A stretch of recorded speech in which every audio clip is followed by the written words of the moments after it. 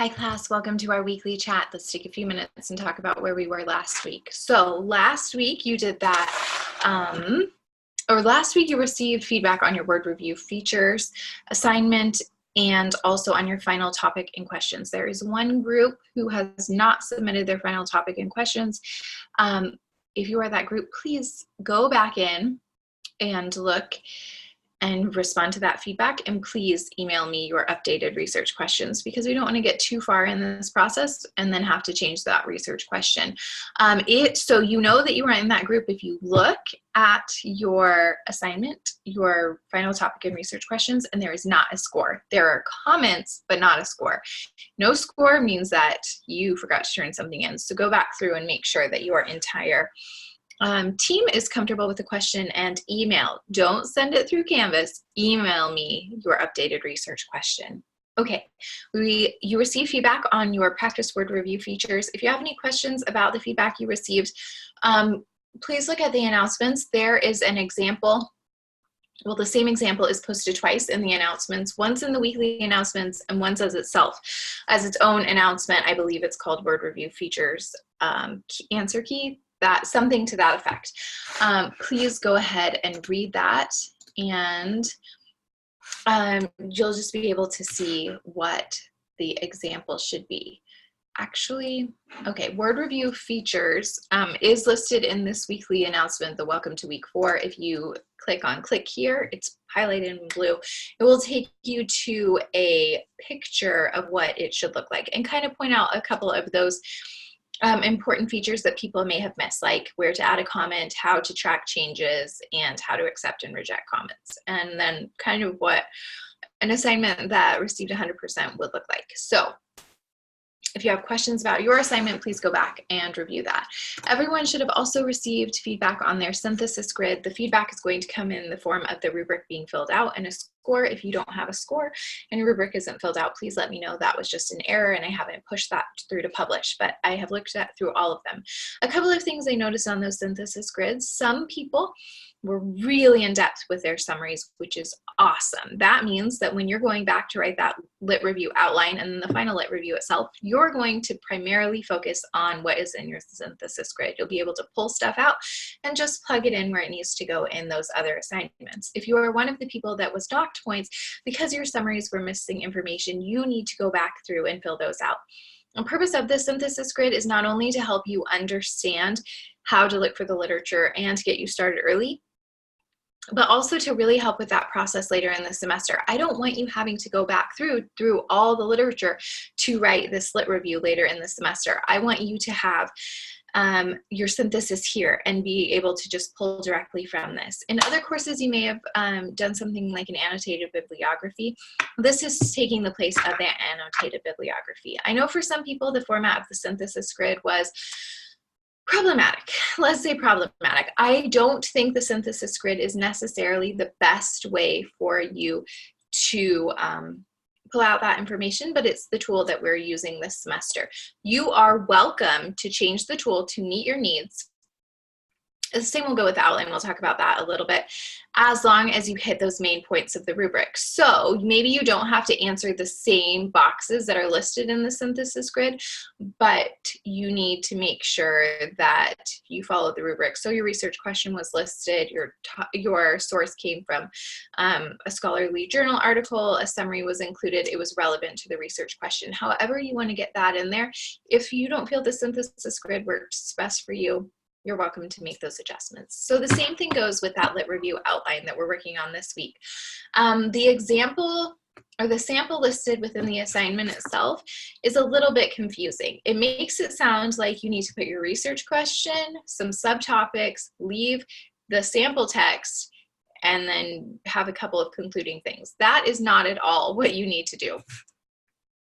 I included a sample of a correct outline in the announcements from last week. It says, welcome to week 4.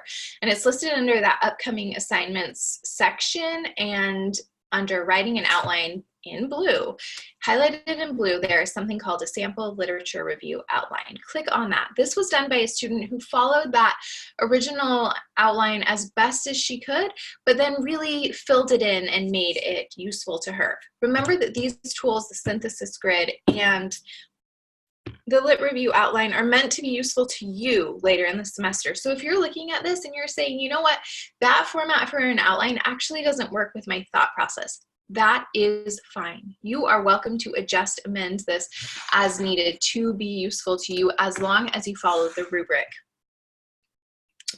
section. So this rubric on the lit review outline says that you need to have a research question.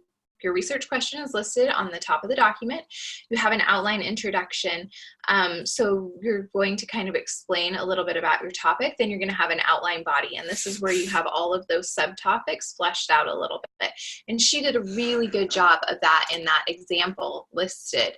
And then finally, you have the outline conclusion.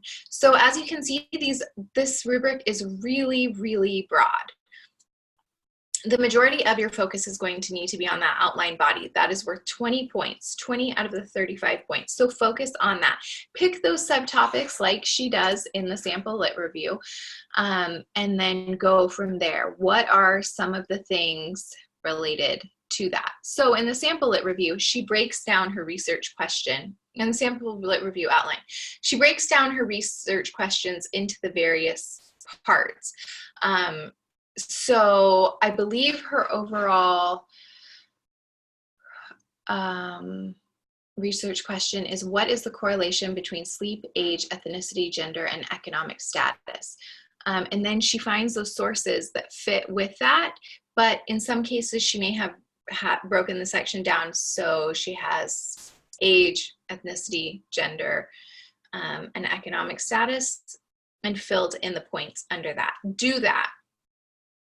And then she had a sub-question that says, what is the impact of sleep and disease prevention? And then she filled that out with her various sources. Do that.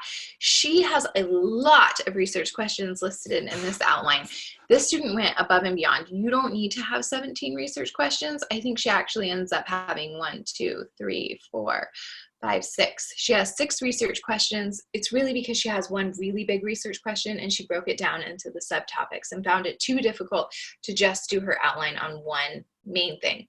Her project ended up, I believe she had 6 sections, 6 smaller sections of questions within her survey. So they focused on each of these subtopics like mental health, socioeconomic status, things like that. But look at what she did. She broke it down into the various pieces. So, for example, if you are a group that is looking at what impact does sleep have on physical activity and nutrition habits, you would have a section that focuses on physical activity and another one that focuses on nutrition habits. So do that. Do what she did and break out your research question and then fit that research that you found into those various sections. You're basically going to take those research summaries that you did and plug them in to the appropriate places and include your citations. Always include citations. This week we're learning a lot about APA, so you should be able to review those citations, but we'll talk about those in a second. So remember, this outline, however you choose to set it up, make sure that you include those main elements. You need the research question, you need an introduction, the body, and the conclusion. That is what I am looking for per the rubric. I'm also going to look through it and make sure this is useful to you. I don't want you to spend your time on assignments that are just dumb. We can all agree that sometimes in college there are just dumb assignments that are meant to give you points. I do not want this to be one, because writing the lit review at the end of the semester can be tricky. It can especially be tricky because at that point in the semester you're stressed with other things. So here we are now. We're going to get as much of the lit review as we can done now. So later you can go back in and do things like add additional sources, add transition sentences, all of those things. So your focus can be on making it awesome later as opposed to starting from scratch. This is the skeleton we are going to work with. So please take the time to do this and amend it to best meet your needs. Okay, so we're working through this APA style quiz this week. The APA style quiz is very, very specific. It is very specific. My thought is that you will all lose points on this APA style quiz. So please do not have a panic attack when you lose points on the style quiz. I don't know why it is written so specifically, but there are some really good points in it. And I will do another video in just a second that goes over some of those really good points. And you may want to watch that because we're just gonna go Bitcoin. Okay, so also this week I'm going to do the first check of the personal application assignment. So I am looking for a personal application assignment submitted sometime between January 26th and February 1st. I plan to start looking through those late Saturday evening and then into next week. So if you are missing a personal application assignment from this week, you will receive 0 points. And like I said, that is going to be hidden from your grades, so it doesn't cause you to have a panic attack. But just so you know, I'm going to start looking through those, even though it's supposed to be a secret. I'm looking at those personal application assignments. Make sure that you participate this week. Let me know if you have any questions, and look out for that APA walkthrough in the next little bit. Have a good week.